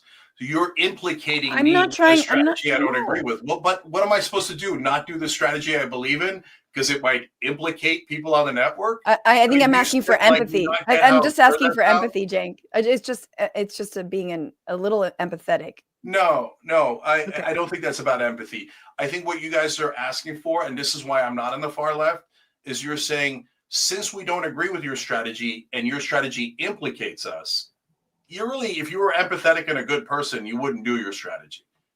And I don't agree. I think my strategy is way better and will protect all of us much better. And so I'm not going to purposely do the wrong strategy because it implicates people on the far left. If you say, hey, I'm so implicated, I'm going to leave. This is unconscionable to me, as some did, great. I got no problems with it. Everybody makes their own choices, but I'm not pushing anybody out. You get this, everybody gets to stay. Everybody gets to have their own opinion. They get to have it passionately. They get to fight me on it. They get to fight everyone on it. They get to make their case. I can't do any better than being super open-minded and allowing everybody to make their case. If you say, Cenk, you shouldn't make your case because some of us feel implicated by it, well, that's your problem, not my problem.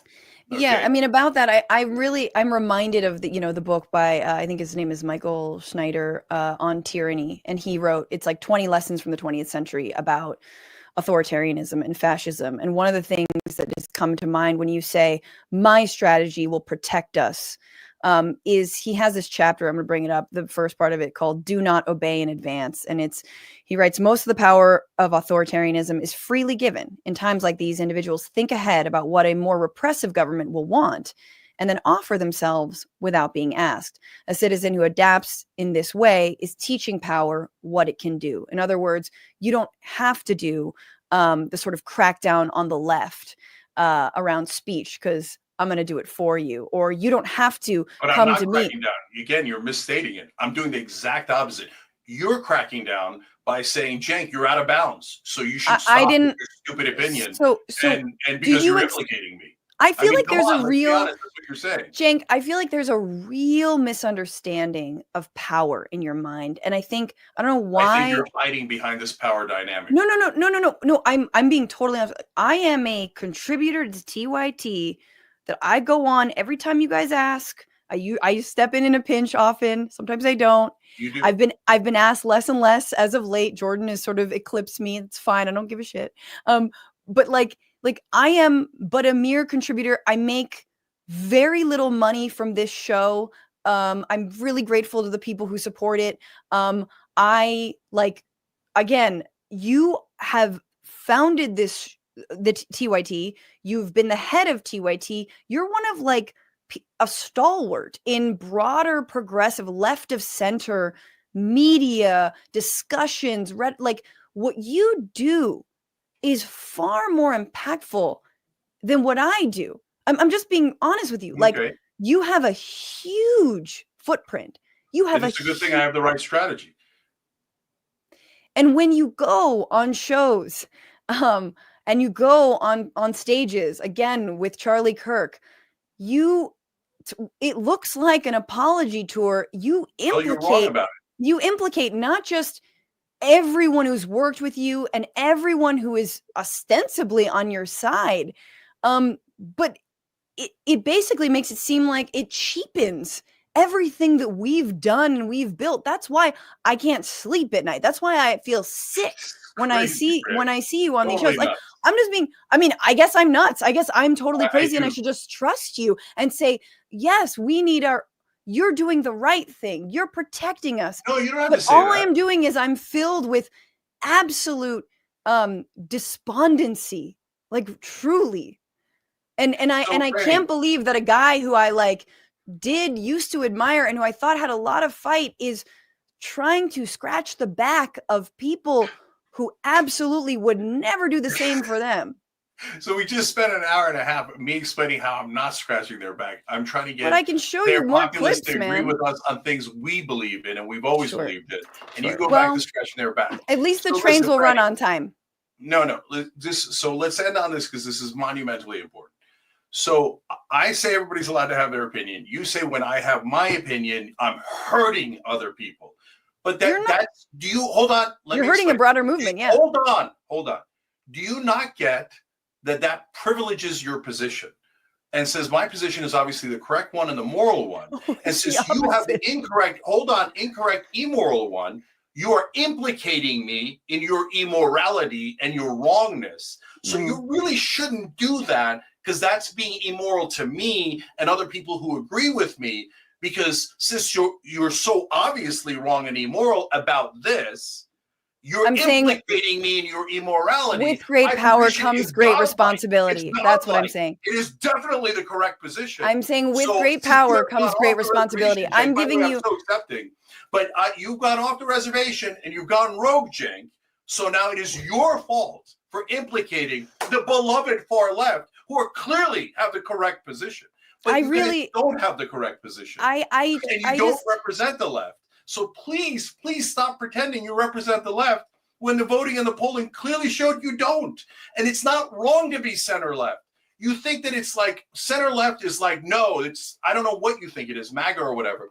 But you want to talk about the power dynamic. It's Bill Maher and Nancy Pelosi having a baby, Cenk. I think ultimately you just need to embrace your centrism, my guy. I think you're just more of a centrist than you think. Like I just explained it, but you don't want to hear it. I said it earlier, Franny. I'm not talking about the disgusting centrism of Manchin and all of that the mainstream media lied to us and called centrism. That's radical. What's wrong with Manchin? Manchin works with both sides.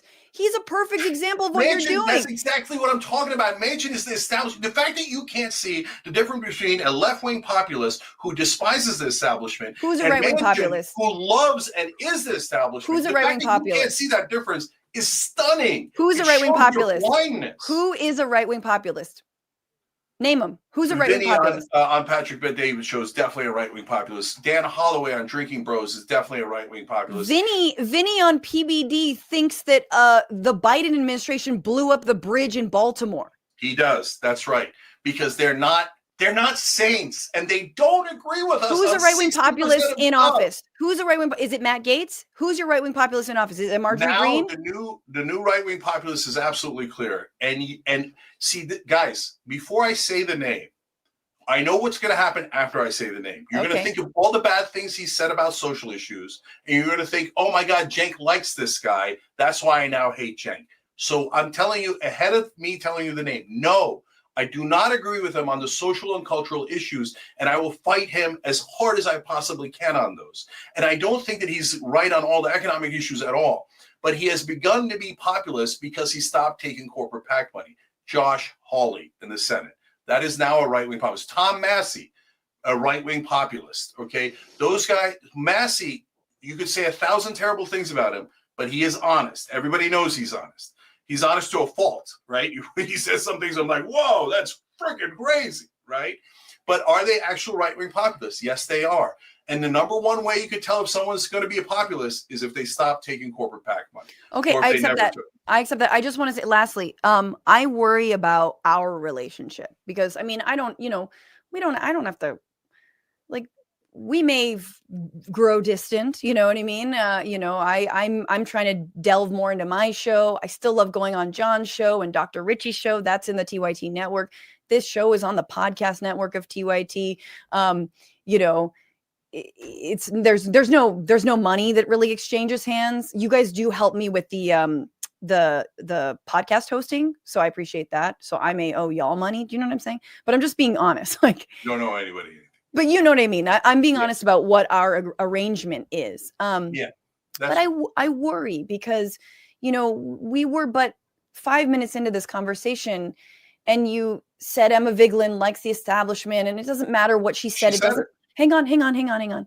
It's not about what she said, but it is concerning that there are so many former TYT employees, and let's put Dor and Rubin aside, but people like Ben Dixon and Emma Vigeland, and even longtime contributors who were editors, like Hank. I remember Hank, and like the fact that, you know, he helped start the TYT union and now has obviously nothing.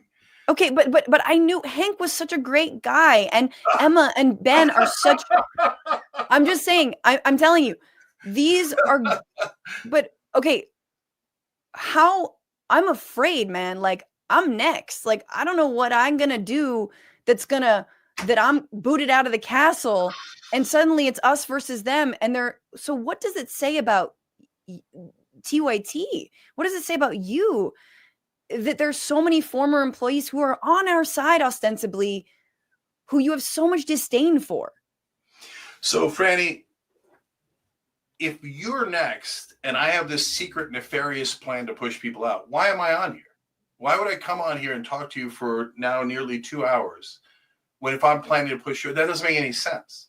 So number two, some people have left the network, and don't exclude Dor and Rubin, because Dor and Rubin and some others they went right, but some others went left or far left or whatever.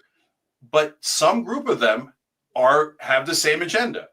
Come watch me, come subscribe to me, not the Young Turks. I'm the morally pure one. I'm the right one. I'm the one that's right. And they're all evil and terrible. And don't give them money. Give me money. Right. So let's keep it real. So is that everybody? Absolutely not. Absolutely not. Okay. So a good example is Mondale Robinson. I like Mondale, and he has the similar ideological problem as you do. And he decided one day, that's it, I'm quitting. Right. Yeah. And so, but bless his heart. That's what God made doors for. Okay. So, and now he's attacking me and saying I'm in league with racists and stuff like that. Okay. That's his opinion. Right. But when people cross a line like Rubin and Dor and Sam Cedar, et cetera, and others, and they say, oh, Jake's just has this evil plan, and he's doing it for money, and he's a grifter, and he works with the CIA, or he works with this guy or that guy. Well, okay, now you're lying, and you're lying in like extreme ways. So like this whole thing of like Sam, for example, analogized me to a Nazi, but he's done 1,000 things. That's just one of them. And then when I go, hey, hold on. When I say cut that crap out, and they're like, oh, we're the victims. Oh, I just said you were a grifter, and that you're lying to people, and you're cheating people. And I said you might be a Nazi, and you're definitely a right winger, but I'm the innocent one. I can't believe Cenk counterattacked after I punched him in the face 20 times. I can't believe a poor little angel. But he believes in saving Social Security and cutting the Pentagon. So can you give him credit for that and work with him? Oh, yeah, of course. Of course. So, I mean, if Sam's going to vote to save the Social Security and not cut Social Security, I'm not the guy who says, I don't want his vote, right? I just don't have to go on his stupid show and agree with his stupid ideas. Okay, but you just, again, stupid. Again, these are words that you reserve. Okay, why do you? Randy, if I called you a Nazi and I said you're a right winger and you're secretly taking money from Pelosi and Charlie Kirk, then hey, and you said hey, and you got angry with me, wouldn't that be a rational reaction? I think there's been a conflation with reaction be, oh, I love Cenk. I love that he called me a Nazi. I can't wait to work with him. No, he's a freaking grifter. That's all he's ever done. He literally told me that he was trying to take Jimmy Dore's audience because Jimmy's was bigger. Good. So he wanted to. You remember what Jimmy Dore did to me. You remember the reason Jimmy Dore is. the reason Jimmy Dore was out the door was in part what he did to me, and you and I talked about that at the time. It was when he had to finally face the fucking music and be That's like, right. "Hey, you cannot bully another not employee what but a happened, contributor." Franny? I stood up for you, right? You did. It had to get bad, but you did. He had also been, I mean, he had been going the way of the dodo for a long time, but I just want to say, like, so it doesn't say anything about TYT that there are these former employees who really, and I just want to back to the last thing I'm going to say is people really liked you. They really did. And they looked up to you.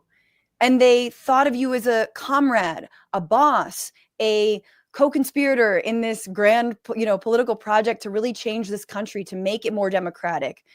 It really is. I have to say, like, there's a thin line between love and hate. And even these channels that are hell bent on being like, Jenks this, Jenks that, you know what? They were all massive Cenk fans. I think we all are a little bit. And so I just want to say, like, it is sad to us to see you honestly act like very small when in fact you could be a lot bigger. So Franny, I think you're being unbelievably unfair. So you're taking 6 people, 4 of whom are like clearly doing it for money, okay, and clearly doing it for attention. And I'm not taking anyone. I'm asking you a question. You accuse me of incredibly unfair things. Can you allow me to respond? Franny, you know the people inside TYT, they work here 15 years, 17 years, 20 years, 17 years, and they love working at TYT. And what these assholes are doing is pretending that we're bad bosses and we're bad to our employees and we're bad to everyone that works at TYT and we do all these things and we push them out. Bullshit. Every one of those people left. And they said, oh, I'm going to be bigger and better than you. And then they viciously attacked not just me, but everyone that works at TYT. Why do you think Edwin and Bart and all those guys have been there for so long? We gave people 12 weeks of paid family leave when no one else was doing it. And we did it for moms. We did it for dads. I can go on and on. Franny, to make it seem like I'm pushing people out and that I'm the bad guy here, when in fact, you know for a fact that 98% of the people that work at TYT love TYT and try to stay there forever and ever and ever. Sometimes they'll go to a different company and go, whoa, holy shit, that's bad, and come back to TYT. So please be fair and honest with your audience, because working at TYT has been amazing for those people. And all we're getting is smeared by a couple of people who literally say, we want to tear down the network. We got 75 people here that we have to provide for. And they're trying to take food off their table because me, I'm going to tear down the left-wing network. Why don't you spend your time, those people that I'm talking about, tearing down the right wing, tearing down Trump, tearing down all these people, instead of sitting there and going, oh, someone on the left is bigger than me, I'm going to tear them down. And that's what they're doing. I think it's a really sore subject, but I did just want to ask, I think yesterday on Mark Lamont Hill's show, you did say that, that what your strategy has actually cost you and cost TYT some subscribers, and members, more importantly, who financially support the show. Speaking of putting food on 75 people's table, what is your reaction to that? I know anecdotally there are people who love and support my show, even though I truly don't talk about my disagreements with you. And God, Cenk, I've been over backwards. The reason my show is at 1 p.m. is because it's right before you, right in between when TYT doesn't have any show. I've bent over very backwards to accommodate TYT. But there are people who love my show who say, I had to stop supporting TYT for a lot of political disagreements. And what do you say to those people, or how does that make you feel? I refuse to be wrong on purpose. So we lost a lot of members and paying subscribers when I started criticizing Obama from the left. And I said he shouldn't be drilling in the Gulf and he shouldn't be bailing out the bankers without any consequences, etc. And people were outraged. But I didn't do it because I didn't know the term back then, but I know it now. It's called audience capture, and I'm not going to do it. So if you say at the time, people were like, no, be pro-Obama, be pro-Obama. I'm like, no, I'm not going to lie to you on purpose.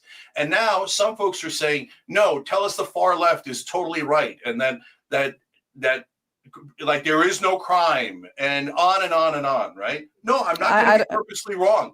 And so I'm not going to do audience capture, and I'm not going to say that.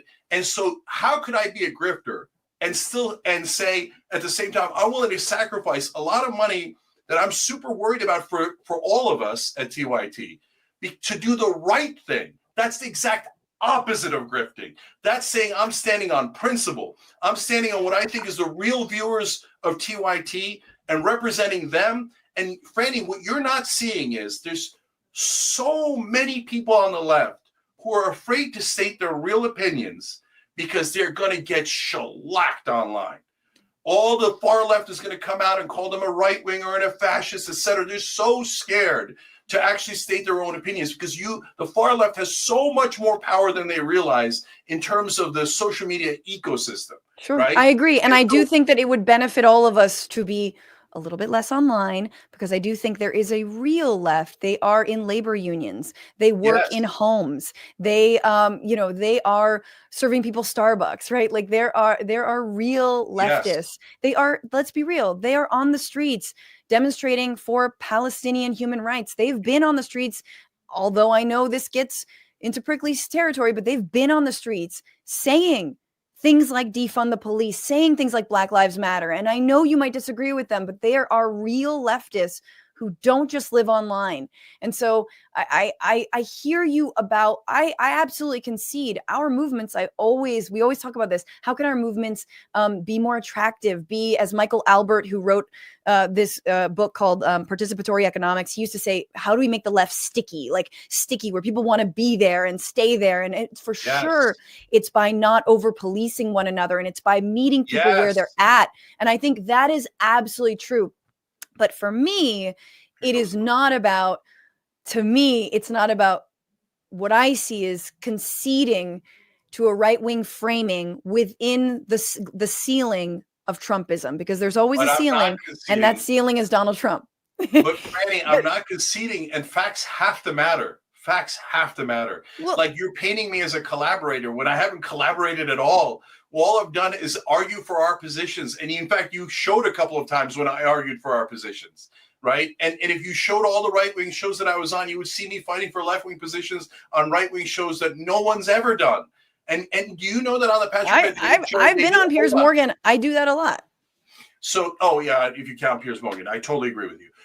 So on Patrick Bet-David's show, I made, the second to last time I was on, I made a case for paid family leave. They polled their audience. 75% of that right-wing audience said, yes, we should pass paid family leave.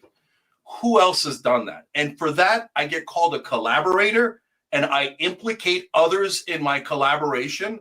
Can you not see how unfair that is? So what is the goal then? Do you hope that maybe some of those 75% are people who heard your argument around paid family leave are like, you know what, let me check out TYT. Like, let me see what they're about. Like, I liked what he said on this one thing. Is that also the goal? So the strategy is to coalesce populists on the thing. Now I'm saying it for the 200th time because it's not getting through. So, but it's not about audience then. It's not about maybe getting some of their audience. Because I understand, I don't know what you're talking about in like what framework. So, are you a movement leader? Are you going to start a political party, or are you just the head of an online channel? I mean, the latter is what we know to be true, right? Yeah. So look, when Jimmy left and other people left, Young Turks is going down, blah blah blah blah. No, it was total nonsense. Never had any issues. Here, this is a giant fight, and we do have issues. Okay, and so. That is standing on principle. No, it's not like I didn't know that we were going to get into this huge issue, right? And that the other left-wing hosts were going to take this as a great opportunity to try to whittle us down. And so we've gone through all that, and we've done that. So why am I doing it? Number one, because I believe absolutely that it is the right strategy and the right policy, and to the ultimate goals that you're asking about, Franny. Number one, we've got to win the primary in 2028. So why am I saying things where I go, hey, I am center left and I do not agree with far left? Because I believe far left will be used, and you can disagree. There's nothing wrong with disagreeing. Kyle Kalinske disagreeing, no problem. You disagreeing, no problem. Jordan, Hassan everybody disagrees, disagrees, no problem. It's Yeah. only when they lie and they do bad faith is when I've got the issue. Okay, so you guys disagree, no problem, guys. Okay, but my goal is, number one, in order to win that primary, we've got to convince the normies that we're not going to release all the criminals. I know it sounds like hyperbole, and I know that really bothers people, but that's how they're thinking. That's why Oakland recalled their mayor 65-35, because now they started to think that the word progressive means release the criminals. No, it doesn't mean that. It means Medicare for all. It means paid family leave. It means higher wages. So that's why I have to distinguish in order to win that primary between the center left and the far left. And also because it's true, I am center left. And the great majority of those voters are center left. They do not agree with the far left on some of the extreme trans issues, crime issues, etc. You don't think that when we get to the general election, just to finish the thought, when we get to the general election, can we win over some of those former Bernie people that went to the right wing? Can we win over the independents and moderates that are not MAGA but voted for Trump because they says Trump was more anti-establishment than Kamala Harris was? Can we win those guys over so that our side wins? I believe we can, but and I'll use myself as an example again. So when they tried the Muslim ban, I have every right to call them Islamophobe from here to the end of the earth. I have every right to be concerned about me and my family, okay? But I don't believe it's the right strategy to call them Islamophobes and to push them away. I think the correct strategy is to go in the room, get some agreement on some things that we agree on, and then fight over the things we don't agree on, but treat each other as American citizens and human beings. And then at the end go, hey, by the way, I'm Muslim, okay? So do you think someone like me should be banned from the country? And when you do it that way, 9 out of 10 times they go, well, no, of course not. Of course not. But if I came in and said, you're an Islamophobe and you're a racist and a bigot, they'd say, ban this mother effer, right? And so I just think you guys have the wrong strategy and some wrong policies. But that's a normal part of a healthy debate. We could have had that debate without people making wild accusations. Well, instead of just saying we disagree, they're collaborator, right-wing, fascist, etc. I really hope that you do, and I hope, let's leave it. I really do hope that you can get past what you feel are slights, to actually speak to some of the people that you're talking about, to be in more rooms with leftists who you may disagree with, and more people who are ultimately on your side. I've had the same conversation with Van Jones back in 2016, man. It's like I'm deja vuing all over again, where I told him the left is more on your side than the right. And he's like, no, the left wants to tear me down.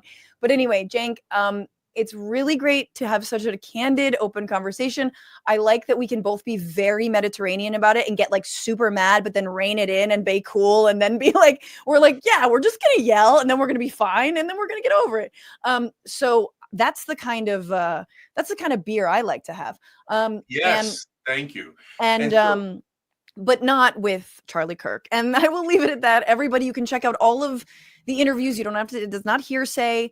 Watch for yourselves and see Cenk, and obviously every single day on TYT, 3 p.m. Pacific, 6 p.m. Eastern. Thank you so much, Cenk, for being here. So, Franny, last thing I have clarified. I'm going on every kind of left-wing show. Yours, Mark Lamont Hill, Breaking Points, Brian Tyler Cohen, Dollcast. There's just a whole Destiny, where I guess he's kind of on the left. Oh boy, don't talk about Israel. But I'm going, David Pakman, I go on every show. The only shows there's only a couple of shows I don't go on because I think they're bad faith.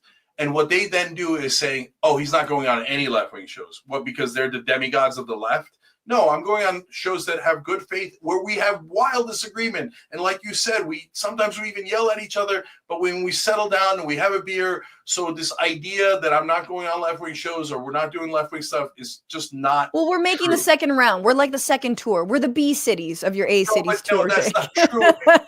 Randy, the whole network is left-wing. So, I mean, the aberration was going to talk to the right wing. Well, so, I mean, here's another. I would love to see you in the doc just debate the police. Like you and the doc talk about crime. Like that would be a great idea. I would watch the shit out of that because we don't disagree on the police. We disagree on. I don't even know that we disagree on crime, so be careful what you wish for. No, exactly. You guys might agree. I'm just because all we do on that show, right, is look at like Karen videos and cop videos. So like, everyday racism and like institutionalized racism. But I And totally agree with what Rashad says on the cop videos. Please, everybody check out Indisputable. That's Dr. Rashad Ritchie's show that Franny is referring to. Check out Damage Report. That's John's show. John is closer in his policy views to Franny than he is to me, I think, these days, etc. So please give all those shows an opportunity. Check out everybody on Rebel Headquarters. That's where there's tons of interesting agreement, disagreement, etc. But there aren't any right-wingers at TYT. It's the whole range of the left. Sure. And I'm going to always allow that range. Everyone from like moderate left, like I don't mean center left, I mean moderate as in like actually like closer to the middle, closer to Republicans, etc., all the way to far left and everything in between. So that's what TYT stands for. And everybody in that spectrum gets to have their opinion, but that also includes me and Anna. We're also allowed to have our opinions, our own policies, and our own strategy. That's all I'm saying. All right, Cenk, thanks so much for being here. Go live your damn life. See you later. And thank you all for being here. It was beautiful. It was heated. I hope everyone enjoyed it. And there's a lot to discuss. And these are conversations that I think we're just going to continue to have, especially when it comes to establishment, anti-establishment, right populism, left populism, and just straight up disagreeing. And I think the last piece, and there's just too much to get into with him, but where majority opinion is at on issues like crime has everything to do with our media ecosystem and the perception of crime being up, just like the perception of the economy being bad, has everything to do with how people vote, right? Now, of course, Cenk would probably say, no, look at these stats, look at those stats, but man, it ain't the 80s, guys. It has gone down, right? But our perception of it is absolutely shaped by the right-wing ecosystem that has far more power and connections to real power. So not just right-wing funding, but literally we've tracked, there have been great documentaries. I think it was the QAnon Into the Storm documentary that basically tracks how the right and MAGA and Trump launder the most obscure stories upward till they become policy, right? I mean, there is a pipeline, a reverse pipeline from, the backwaters of right-wing conspiracy theorists and literal, and the White House. And so they have far more power than we had. If only there was a pipeline between us and Nancy Pelosi or, anyone in power. Sadly, there's not yet. And so I think it's really important to remember that as we think about narrative and messaging, as we go forward and we try, again, I've said this multiple times, how can we humanize migrants, right? They're eating the cats, they're eating the dogs. And the New York Times does one article about Haitians in Springfield like a month after the whole thing. And it was great. But why isn't every single news outlet doing their job of humanizing immigrants? Who are we talking about? What about trans people? Who are we talking about when we talk about trans people? And so you will see that from me. You will specifically see that from this show going forward, speaking to organizers and activists who are on the ground, who are working with the trans community and defending them, who are working with the immigrant community, especially the Haitian immigrant community and Black immigrants, I think obviously particularly aggressed upon. So that is something that I will always center, is that kind of work, in addition to the radical analysis, yes, radical analysis of real intersectionality, real broad-based coalition work that needs to be done to build for our side to win. I don't want to give the other side any credit. I want to win. And when we win, I want their figures to come over to our side and be like, ooh, what's going on there? Hey, can't we work together? I think we're pretty similar on these issues. And again, I think I made my point pretty clearly that there is no difference between this MAGA and that MAGA. It's the same thing. The Trojan horse is the same thing. They just, they dusted it off for 2024. And people perceive the economy to be bad. And it is bad. Because if you don't have stocks, it fucking sucks, man. It's not good out here to try and live and make ends meet. And absolutely Biden fumbled the ball on that. So, you know, it's, I guess I just really bristle at the us versus them. If you're not with me, you're against me. You're wrong and I'm rightness that the left, not the left, that the internet maybe is so obsessed with. And I feel like we saw that on display, sadly, a little bit from Cenk. And, you know, but what are you going to do, guys? Hey, if you want to support me and my cause over here on my little show, do that. The Bituation Room is supported by you and you only. Patreon.com/Bituation Room is where you go to get so many good perks, so many bonus episodes. We do a bonus episode every Wednesday. If you just love the show, if you just love what I just did, throw me some bones over there. Also, you can become a member on YouTube and get those same perks, the same bonus perks. But you get 20% off merch when you become a patron. You get discounts on the American Prospect, which I write for every single edition. When you become a patron, you get access to Ask Me Anythings when you become a patron. You get access to guest suggestions. You get so many things when you become a patron. Patreon.com/Bituation Room. Do it. Go there. I also potentially will have Anna Kasparian on. I think it's important that these two people aren't the same. So, my kid is crying and I should go, but I love y'all. We'll see you very soon.